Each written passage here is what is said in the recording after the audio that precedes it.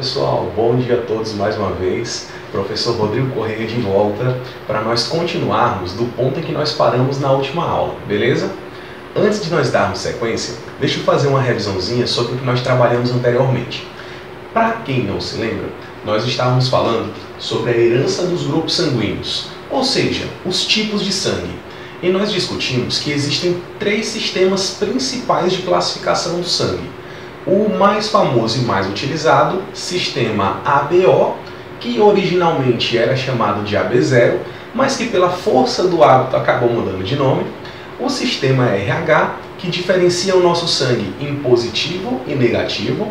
E por último, e menos utilizado, o sistema MN, que classifica o nosso sangue em grupo M de mola, N de nada e a junção de ambos, MN, beleza?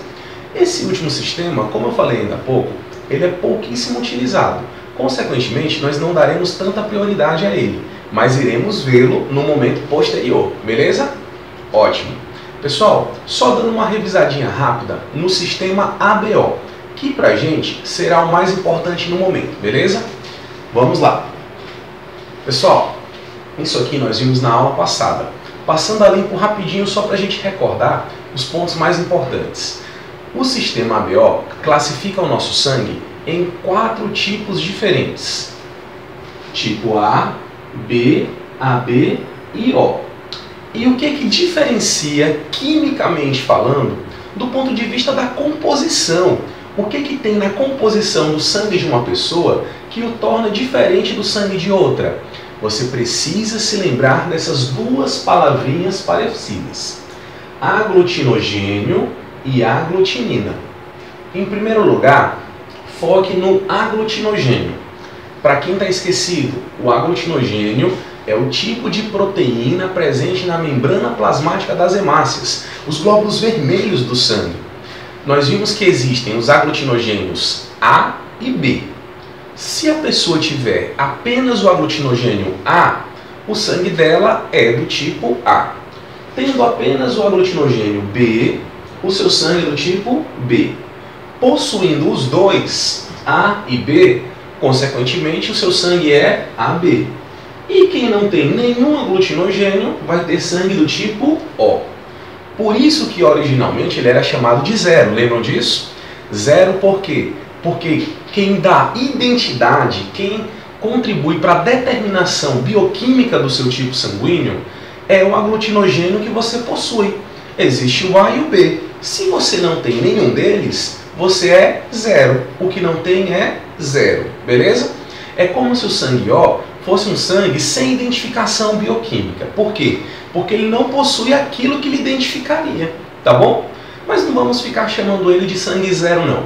Como já se tornou uma força do hábito, continuaremos chamando de sangue O, beleza? Então, para o sistema ABO, esses são os 4 grupos sanguíneos. Além do aglutinogênio, você precisa se lembrar do conceito de aglutininas. As aglutininas são os anticorpos presentes no sangue da pessoa. E qual é a sua função? Vocês sabem já há muito tempo, minha gente, que os anticorpos servem para nos proteger contra corpos estranhos invasores, correto? Só que as aglutininas são anticorpos que nós produzimos no nosso sangue para nos protegerem especificamente contra os aglutinogênios estranhos a você. Por exemplo, se eu sou do sangue tipo A, entre aglutinogênio, lembre-se, aglutinogênio é A e B, certo? Se o meu sangue é do tipo A, o único aglutinogênio comum a mim é o aglutinogênio A. Consequentemente, o B será estranho. E para combatê-lo, num caso de possível contato, eu fabricarei aglutininas anti-B. Prefixo anti significa o quê? Contra, oposto. Então, em outras palavras, as aglutininas anti-B são os anticorpos contra o aglutinogênio B, que para mim não é comum na minha corrente sanguínea, uma vez que o natural é a presença do A. Deu para entender, pessoal? Espero que tenha ficado claro. Se vocês não tiverem entendido muito bem, no momento posterior, através de ou uma chamada por videoconferência ou via chat, eu posso prestar maiores esclarecimentos. mas eu acho que até o momento está dando para entender beleza, né, galera? Ótimo. Do mesmo jeito com sangue do tipo B. O sangue B tem aglutinogênio B. Consequentemente, para ele, o A é estranho. Então ele vai fabricar anticorpos contra o A. Só que ao invés de chamá-los de anticorpos contra A, nós chamamos de aglutininas anti-A. Entendido isso? O mesmo vale para o AB, que terá aglutinogênios A e B. Logo, para ele, os dois aglutinogênios são comuns. Consequentemente, nenhum é estranho. Se nenhum é estranho, ele não produz anticorpos para fazerem esse tipo de rejeição. Logo, não rejeita nada. Por isso é o famoso doador ou receptor universal, pessoal. Aquele sangue que não promove rejeição. É aquele que pode doar para todo mundo ou receber de todo mundo. Opção 1 ou 2? 2, perfeito. Quem não rejeita nada, recebe de todos. Por isso é o receptor universal. Professor, uma pequena dúvida. Mas o receptor universal é o sangue AB positivo ou negativo? Calma, minha gente, vamos com calma. Lembre-se que a questão do positivo e negativo do sangue depende de um outro sistema de classificação que é independente do que nós estamos falando. No momento a gente está falando só de um sistema, sistema ABO. O positivo e o negativo do nosso sangue vai depender do sistema seguinte que nós vamos discutir nessa aula daqui a pouquinho, que é o sistema RH, beleza? Então depois a gente vê se o verdadeiro receptor universal é o AB positivo ou negativo. Por enquanto, esqueça esse papo de positivo e negativo. Foque só no fato dele ser AB, beleza? E contrário a ele, nesse mesmo sistema, temos o sangue do tipo O, que é o doador universal. Doador universal exatamente por quê? Porque não possui aglutinogênios. E como as aglutininas servem para combater aglutinogênios estranhos, se o sangue O não tem aglutinogênios, ele não será combatido por ninguém. Consequentemente, ele não é rejeitado. Logo, ele pode doar para todo mundo, beleza? Enfim, mas isso é o que nós discutimos na aula passada. Agora, pessoal, vamos falar um pouquinho mais sobre a determinação genética dos grupos sanguíneos do sistema BO. Até o momento a gente estava falando mais da constituição química. O que muda na constituição química de um tipo sanguíneo para o outro. Agora vamos focar especificamente na questão genética, beleza? Vamos lá, minha gente. Tá aí, pessoal. Como vocês podem perceber, nós já falamos sobre isso, nós temos 4 grupos sanguíneos para esse sistema. Ao invés de chamar de grupos sanguíneos, agora nós vamos usar os termos genéticos. Esses são os possíveis fenótipos para esse sistema. Lembre-se, o que é um fenótipo mesmo? É a manifestação do genótipo. O genótipo é a constituição genética que determina como você é. E essa manifestação, essa expressão, digamos assim, acaba resultando num produto final, que é aquilo que nós vemos. Então, o que você vê, o produto final, a característica expressa é o seu fenótipo. E por trás daquilo, originalmente todos temos um genótipo. No caso de tipos de sangue do sistema BO, você terá genes que determinam qual é o seu tipo sanguíneo.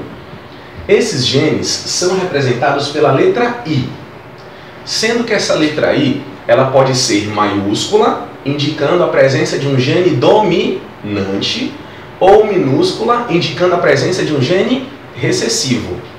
Lembre-se, pessoal, isso aqui não deixa de ser um caso de primeira lei de Mendel. Bora lembrar rapidinho o que o Mendel nos disse quando criou a sua primeira lei? Cada característica é determinada por um par de fatores. Está aqui. Vocês podem observar que para todas as situações possíveis, nós temos sempre a presença de 2 fatores, indicados pela letra I. No sangue do tipo A, eu posso ter 2 fatores que hoje em dia nós chamamos de genes alelos dominantes, ou então um dominante acompanhado de um recessivo. Para o sangue B, da mesma forma, o sangue AB é um caso típico de codominância. Lembram disso? Codominância é quando eu não tenho apenas um tipo de gene dominante seguido de um único tipo de gene recessivo. Não. Na codominância, olha como o próprio nome já nos sugere, dominância mútua, compartilhada. Ou seja, ao invés do indivíduo ter um gene dominante e um recessivo, ele possui dois genes dominantes, porém, são dois dominantes diferentes. Como assim? Nós estávamos acostumados a ver anteriormente a presença de um único tipo de gene dominante. Por exemplo, numa situação hipotética, vamos supor que numa família a estatura alta seja dominante sobre a baixa, e nós fôssemos usar a letra A para representar os genes. Se o alto é dominante, ele seria indicado pelo gene dominante azão. Consequentemente, o baixo é recessivo, e ser baixo seria determinado pelo gene azinho. Tendo um azão junto de um azinho, entre os dois, quem prevalece? O azão. Casos de indivíduos homozigotos. Homozigotos são aqueles que têm dois genes iguais, dois alelos do mesmo tipo. Se fossem dois dominantes azão, o azão não determina que o indivíduo deve ser alto? Então, se eu tenho dois azões, eu sou um indivíduo homozigoto dominante. E, consequentemente, eu serei alto ou baixo? Alto. Só que, nesse caso, os meus dois dominantes são do mesmo tipo. Os dois determinam a mesma coisa. Um azão é igual ao outro. Aqui não, pessoal. Já há uma particularidade. Existem genes dominantes diferentes. Um é representado pela letra isão A, que determina tipo sanguíneo A, e o outro é representado pelo isão B, que determina tipo sanguíneo B. Quando eu combino os dois, eu resultarei no fenótipo para o grupo AB, porque o isão A não prevalece sobre o isão B. Não é uma questão de um sobressair sobre o outro, um predominar, um mandar no outro. Não, aqui ambos têm a mesma força, ambos predominam da mesma forma. Então, o gene isão A determinará que a pessoa deveria ter sangue A. Só que ele está acompanhado de outro tão dominante quanto ele, mas determinante de tipo B.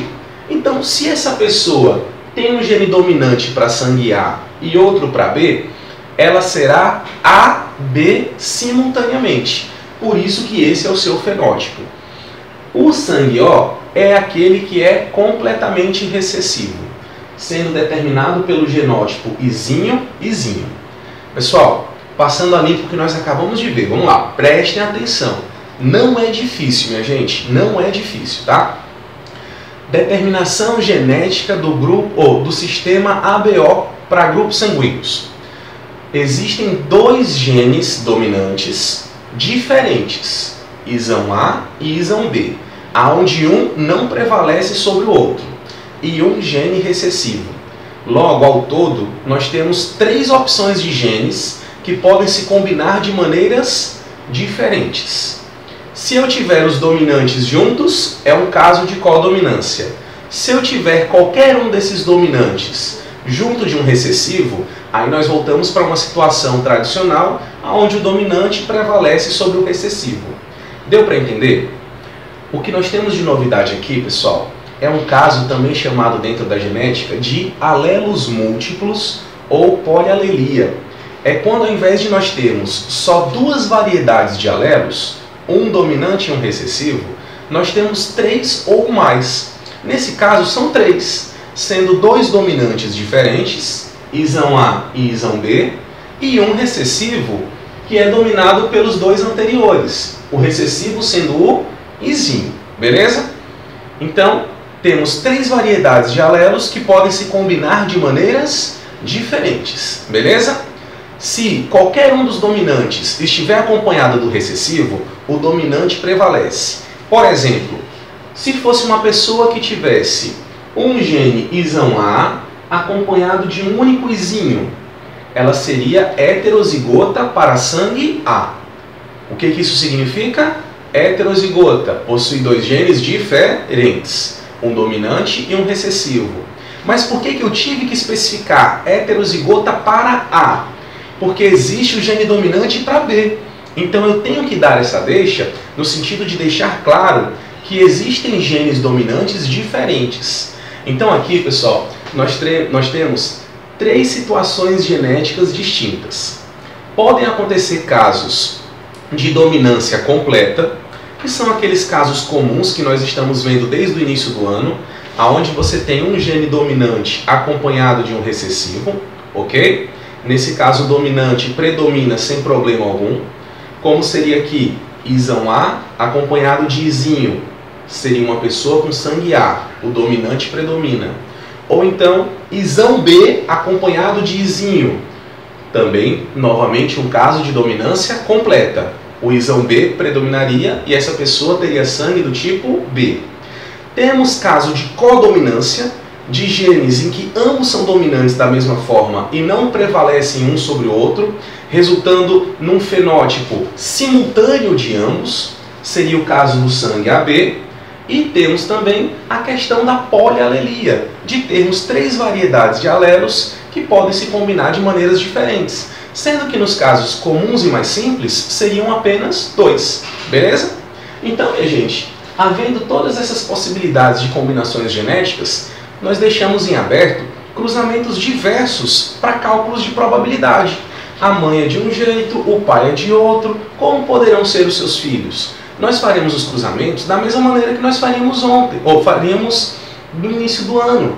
Você pegaria os 2 alelos de um indivíduo, por exemplo, se fosse o cruzamento de uma pessoa com sangue AB com outra de sangue O. Nós pegaríamos os 2 genes do sangue AB e faríamos um cruzamento com os 2 genes do sangue O. Como é que ficaria esse cruzamento? Lembre-se daquele método da matemática. Olha a matemática voltando para nos dar suporte. Método distributivo. Primeiro gene de um com o primeiro gene de outro. E assim você faz com todas as outras combinações possíveis. E ao final você analisa o resultado, dando a probabilidade da ocorrência de cada um desses fenótipos nos descendentes. Beleza? Entendido isso? Pessoal, espero que tenha ficado claro. Só lembrando, hein? Qualquer dúvida, na aula seguinte nós estaremos em contato direto, seja por videoconferência ou chat, onde eu vou estar à disposição de vocês para nós esclarecermos todas as dúvidas que vocês tiverem, beleza? Vamos seguir, pessoal. Isso é o que nós tínhamos que saber sobre o sistema ABO. Vamos falar um pouquinho agora sobre o sistema RH, que diferencia o nosso sangue em positivo e negativo. Como a gente já está aprendendo um pouquinho sobre grupos sanguíneos, o que a gente aprendeu para o sistema ABO vai nos auxiliar muito na compreensão do sistema RH, que é até mais simples do que o primeiro, tá bom? Vamos lá, minha gente. Tá aí, ó. O sistema RH, pessoal, também foi descoberto por aquele mesmo carinha que nós estudamos e falamos durante o sistema ABO, Karl Landsteiner, com auxílio de um outro biólogo importante denominado Weiner. Mas o nome dos descobridores, dos desenvolvedores da situação, isso pra gente é o que menos vai interessar. Para a ciência, o que mais importa de fato são os fatos. Eu acabei sendo repetitivo, mas eu espero que tenha dado para entender, beleza? Então, não se preocupe tanto com o nome dos cientistas que desenvolveram essa situação, mas sim na situação em si, que é o sistema RH, tá bom? Como vocês podem perceber, pessoal, o sistema RH é dividido em RH positivo e negativo. E o que muda em relação ao sistema ABO que nós estávamos discutindo anteriormente? Lembre-se daqueles 2 nomes, tá bom, pessoal? Aglutinogênios e aglutininas. Entre os 2, qual é aquele que nós vamos priorizar e determinar como sendo o identificador do seu sangue? O aglutinogênio. E quem vai reagir rejeitando o que for estranho? A aglutinina. Então eu vou pedir a vocês que deixem esse papo de aglutinina um pouquinho de lado. Vamos focar aqui no conceito de aglutinogênio. Lá no sistema ABO havia o aglutinogênio A e B, correto? E devido à sua presença ou não, você tinha 4 grupos sanguíneos diferentes. Aqui, pessoal, é mais simples ainda. Nós não temos 2 aglutinogênios, nós temos apenas um. Ele é chamado de fator RH. É uma proteína também presente nas nossas hemácias, sendo que, se você a tiver, você tem o fator RH. Você possui o aglutinogênio chamado fator RH. Se você tem, você vai ser RH positivo ou negativo? Pô, galera, fala sério, né? Ficou fácil, não é verdade? quem possui o aglutinogênio fator RH é RH positivo. E quem não o possui é fator RH negativo. Dados estatísticos comprovam que um balanço feito com a população mundial deu a entender que a enorme maioria das pessoas são RH positivas. Cerca de 85% de toda a população mundial tem fator RH no seu sangue. E apenas algo próximo de 15% não o possui. Então raciocinem comigo.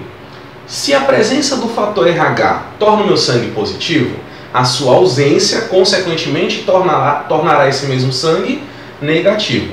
Logo, como ficam as questões de transfusões sanguíneas? Acompanhe aqui comigo.